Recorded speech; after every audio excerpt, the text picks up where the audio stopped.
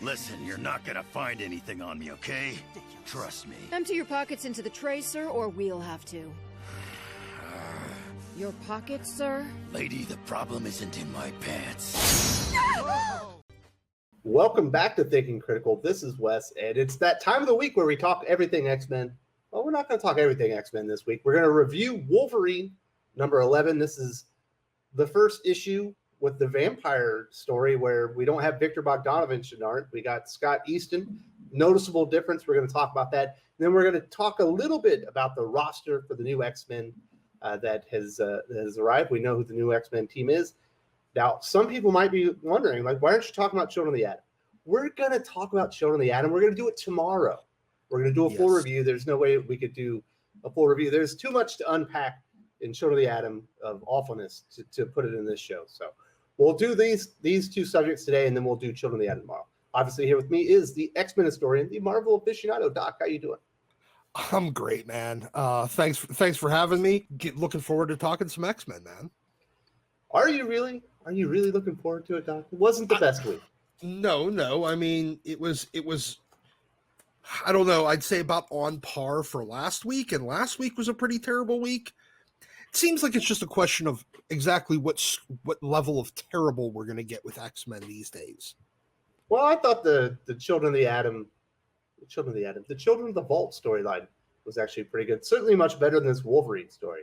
You ready to get into it, Doc? I am. I was not very impressed with this comic book at all.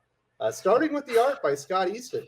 Now, he is not a bad artist, but this does not measure up to what Victor Bogdanovich was doing in these vampire stories. Also, the coloring was a little off. It was like muddy. I mean, it's modern Marvel coloring. You know, they think that sticking 4 billion colors there makes it better. And in fact, all it does is turn it into fucking mud. But you know what? Scott Eaton, I liked his older stuff. He's done a number, he's done some X-Men in the past, and it's been good. But this was, I'd say, less than stellar effort from him. I don't know whether or not he was just rushed. I don't know how timing wise this worked with Victor leaving, but no, it was not the best outing for Wolverine art that I've seen in the past few years. And probably the worst outing of Ben Percy on Wolverine so far. This story is boring. There's an opening action scene, so there's some action in it, and then you're just catching up with some characters. This was a plot dump issue where all he did was just kind of dump through plot points that I think he's trying to get ready. I mean, I know a couple of months ago we heard rumor that he wasn't long for the X Office, and it seemed like he was starting to try to wrap up a lot of the plots in X Factor or X Force that he had started. And it might look like he's doing about the same with Wolverine at this point. As a result, all we got was just plot point, rather than real plot development. Absolutely. There's almost nothing as far as development. You're just reminded and got a little bit of an update. There is some development with one character, but we meet Wolverine and he's hunting vampires. How he has time to do this, I'm not really sure, but he's going around hunting vampires, and they're going to these towns in Canada and probably Alaska, and they're turning people and then dumping them on the cities. All this is them reminding us, hey, by the way, remember this whole plot about the Vampire Nation and tractor trailers full of vampires getting, moved around the country? Yeah, we didn't forget about that. And I did. Yeah. I also think it's kind of weird. There is a Marvel character that specializes in hunting vampires. Yes. His name's Blade. If they wanted to tell this story, why isn't Ben Percy writing a Blade miniseries? Yeah, I mean, I get it that they're doing this thing, but basically Wolverine's all their blood making them daywalkers. I get that, but yeah, but honestly, this feels like it's nothing but a rehash of every single Blade story where they want his blood to make them daywalkers. Yeah. It's just, I've seen this. It was called Blade, Trinity? So let's get to some of the other stuff they remind you about. We meet Louise. That was the French character that we met in the very first issue on that double size. And apparently in the meantime, her order has been infiltrated and betrayed by their guiding priest, Father Cole. And apparently the vampires turned a bunch of them. And then we get the reveal that she is among those who has been turned.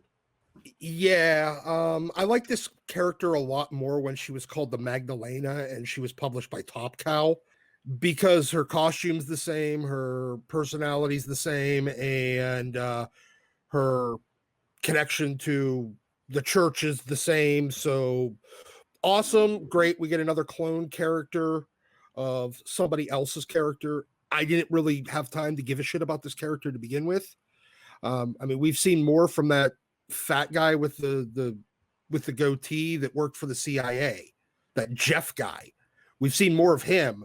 I'd be more interested in what he's up to on this than what this chick is up to that we never got any real development on. And then, of course, he's Wolverine. Well, he's not Wolverine. He's Dadverine. Yeah. So he can't do anything. He's like, well, I'm sorry that you've become a vampire and I've been hunting them down for months and slaying them left and right and chopping their heads off and whatnot. I'm going to let you live. And not only am I going to let you live, at one point he's letting her feed off of him. Yeah. I mean, like, I get it. Okay, so she's recently been turned. She's not, like, the infection hasn't fully taken host yet. And honestly, they had the opportunity to be like, okay, well, you know, if the infection, and you've been able to fight it off a little bit with the garlic and holy water that you've been like putting in yourself to fight this thing off, why don't you try some of my blood? While it's only temporary, it might be strong enough to kill the virus in your body and make you not turn. Like, they could have at least put that plot in. If that's what they were going for, they just decided to not tell us that. I was severely underwhelmed. For this to be impactful, you need another character a little bit more. We also catch up with Omega Red. We know that they've infiltrated Omega Red. They've got a tracker on him, and he's on the island, you know, digging up seeds. And it turns out this is one of the most... I read a lot of comic books, Doc. I read a lot of unbelievable things, but apparently Omega Red dug up a seed, plated it, shipped it, tracked the shipping to where he knew when the plane was directly over, like, Chernobyl, went through the gate to get onto the plane to jump out of it to meet up with Dracula. Yeah, that's an overly convoluted plot.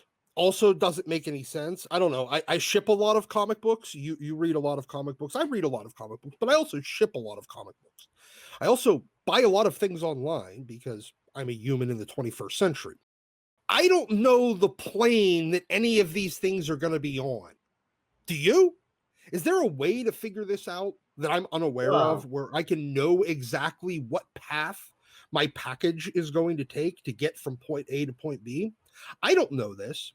You probably don't know this. And I don't even think that the logistics parts of whatever tracking company, you know, DHL, that he used to ship this thing would have necessarily known. Also, is there a FedEx office on Krakoa that I'm unaware of to put this thing on a plane in the first place? But regardless, it was kind of a ridiculous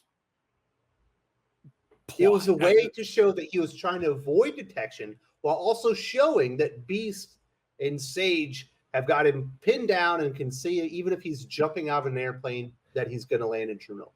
Look, I get it. They're just trying to show the you can't get away. Also a way to show how clever Omega Red is in his counter intelligence or counter espionage stuff. But I think the most jarring point of this, you know, that actually didn't even really necessarily take me out of the story. You know what really took me out of the story? Wolverine pinching Beast's cheek. Because you can see it on that panel. It was weird, and I'm confused by it. We find out that Dracula is going to use Omega Red to infiltrate Krakoa he's going to offer them Russia. Okay, we've heard about Russia and X-Force. Russia's been the main antagonistic plot in all of Ben Percy's X stuff, really, so far, with Vampire Nation kind of playing second fiddle to it. And I get it. And you know what? And to be perfectly honest, from Dracula's perspective, it's actually a pretty clever plot. He's operating in Russia, but he doesn't have control of Russia. But if he can arrange things to put the mutants and Russian government in direct conflict from each other or with each other, he actually has a chance of, playing both sides against the middle, taking control out of this. So it is a semi-clever thing. I didn't understand how Dracula, though, was able to check, he does this thing, and it's smart on his part as well, because Dracula has that kind of psychic connection with vampires, and I guess at this point Omega Red's at least part vampire, to see whether or not Xavier's controlling Omega Red. And now I'll be honest, if Dracula's not exactly an Omega level telepath here, so if Xavier didn't want to be seen, he ain't going to be seen. But how does a vampire check his carbonadium synthesizer too? He just had a hunch. Yeah, because I'm gonna totally be able to check that. I know exactly, especially without ripping it out of his body. So at the end, we find out Dracula's got a man, I believe he's in Cambridge, England, that is doing experiments with Wolverine's blood, and they basically got a bunch of like homeless people, vagabonds that they're doing these experiments on, and some of them are successful, some of them aren't successful, as they're trying to recreate Wolverine's blood so they can walk around during the day. Dracula is not happy. He says we need better lab rats. We need a better quality of specimen. And it's weird. It's almost like he's jealous of what they built on Krakoa, and he wants to build, a rival vampire nation. Yeah, I mean, I guess he's kind of just copying Xavier's homework at this point. Dracula's always kind of wanted to have a mutant nation.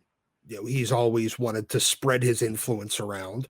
So I'm actually not terribly surprised. Vampires, Doc. They can't overpopulate because they still have to eat. And if they overpopulate, there'll be no humans left to eat on. Yeah. I don't think Dracula wants to rule the world. He just wants to rule a part of it. He wants economic and military clout that rivals Krakoa. Yeah. Honestly, copying Xavier's homework on this with building your own ethno-state. Yeah, one villain did it, so another's got to copy his homework. And Xavier at this point is straight up a villain. So that's basically the story. I'm not a big fan of the art. Like I said, you're basically checking in with a lot of characters, reminding you of a few things, and there's a little bit of progression as part of the story, but it's not much. This is easily the worst issue of Wolverine I've read. Worst illustrated issue of Wolverine that we've gotten so far in the Ben Percy era. I'll give it a 3 out of 5 stars, and the very mildest recommend I could possibly give. I'm going to only give it 2.5. I figure it's about 50% comic, so I'll give it 50% stars. Well, there you go, folks. That is our review of Wolverine. Now we got to talk just shortly, Doc. Let's talk about the new XMen team that we had announced. This was supposed to, I guess, debut in the Hellfire Gala. This is one of the reasons that you were supposed to go in and read the event, was the new XMen team, but they've spoiled it rather curiously. We've got Cyclops, Marvel Girl, Rogue, Wolverine, X-23 Wolverine, Sync, Sunfire, and the fan vote of Polaris. What do you think about the team? I think I'm not disappointed, but I'm just kind of bored by it. We knew Cyclops and Jean were going to be on the team. That was a guarantee. We knew Polaris because of the fan vote. The rest of them, I like the choice of Sunfire, except for the fact that Sunfire has never stuck around on this team. He seems since like giant-sized one of the few X-Men. mutants outside of Namor that would patently refuse to go to Krakoa. Yeah, well, first of all, yeah, he definitely seems like the guy that would refuse to go to Krakoa, which because he is such a Japanese nationalist. But in addition to that, I mean, the guy's been in and out of X-Men books since giant-sized X-Men #1. I don't think he's ever stuck with the team for more than like 3 or 4 issues, except for in the Age of Apocalypse. That's literally the only. Yeah, and it's an alternate universe. Never happened. Yeah. Exactly. He's not an X-Man, and he doesn't want to be an X-Man.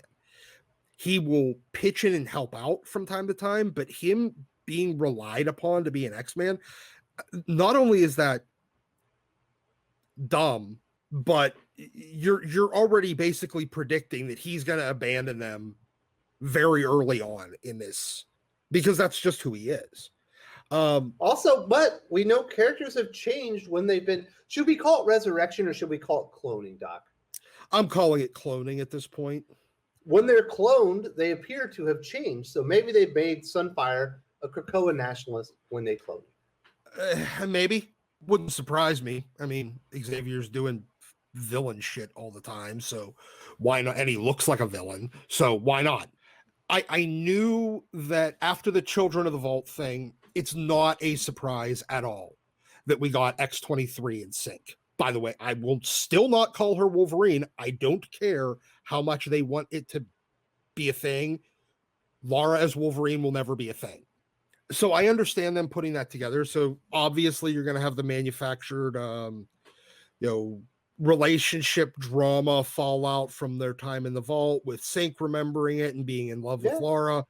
But we've Lara seen it in Hawkman numerous times at this point. Exactly. Carter Hall remembers being in love, and Shira doesn't.